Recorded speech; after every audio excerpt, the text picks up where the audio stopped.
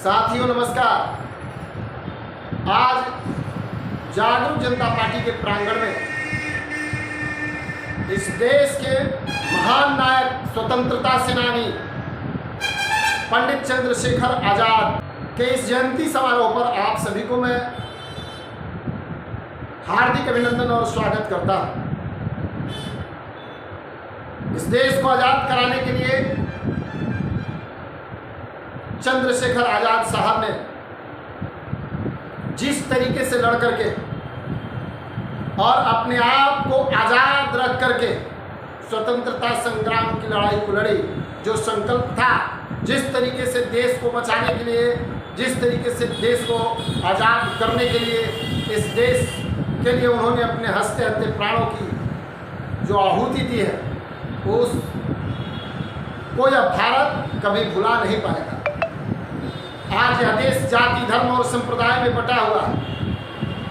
आपस में लोग यहाँ की सत्ता, यहाँ की सरकार, यहाँ की कुछ जनता को भड़काने वाले, बरगलाने वाले लोग इस देश को गलत दिशा में ले जा रहे हैं। सत्य को सत्य कहने से घबरा रहे हैं, असत्य को सत्य में परिवर्तित करने का प्रयास कर रहे हैं। इससे बचना होगा और देश में आर्थिक आज़ादी लानी होगी। लोगों को वोटरशिप दिलाना होगा, भूखमरी से बचाना होगा, भिखमंगी से बचाना होगा। बिना भेदभाव सबको समान शिक्षा देनी होगी, समान, एक बराबर, और सबको फ्री दवाई मने इलाज की व्यवस्था करानी होगी और सबको सम्मान की आवश्यकता है। मात्र कुछ प्रतिशत हिस्सा देश के लोगों के बीच में डायरेक्ट माने सीधा, बीच में कोई बिचौलिया नहीं, सरकार और सिर्फ जनता यानी वोटर के बीच में जो पैसा है आमदनी का, वह जाना चाहिए। यानी सरकार के माध्यम से एक निश्चित आमदनी सुनिश्चित होनी चाहिए।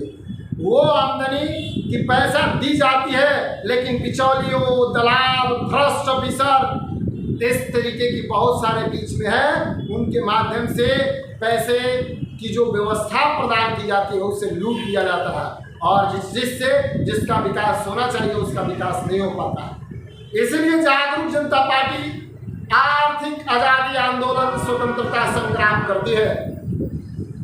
इस आर्थिक आज़ादी स्वतंत्रता संग्राम से आप सब जुड़े हैं, इसको बल दिया जाए और अगर इसका न्यूज़ वीडियो भी जाता है तो लोगों से मैं अपील करूंगा कि जातीयता में, भेदभाव में, धार्मिक सांप्रदायिक लड़ाई में कुछ नहीं रखा है। लड़ना है तो अपने बच्चों की पढ़ाई के लिए लड़िए, समान शिक्षा की लड़िए, अपने विकास की बात करिए, अपनी सुरक्षा की बात करिए, अपने संसाधन की बात करिए, जाति की बात मत करिए। उसका नेतृत्व जो कर रहा है जाति के नाम पर, उसका मनोबल नहीं बढ़ाइए, उससे आपका विकास नहीं होता है। जाति के नाम पर जिसको आप वोट देते हैं, एक जाति के नाम पर एक व्यक्ति पीढ़ी दर पीढ़ी सांसद, विधायक, मंत्री बनते जा रहा है और आप उसी जाति के हैं, गरीब हैं, भूखमरी के शिकार हैं, आपको वह मौका नहीं मिल रहा है। इसलिए आप अपने विकास के लिए लोगों का मदद करिए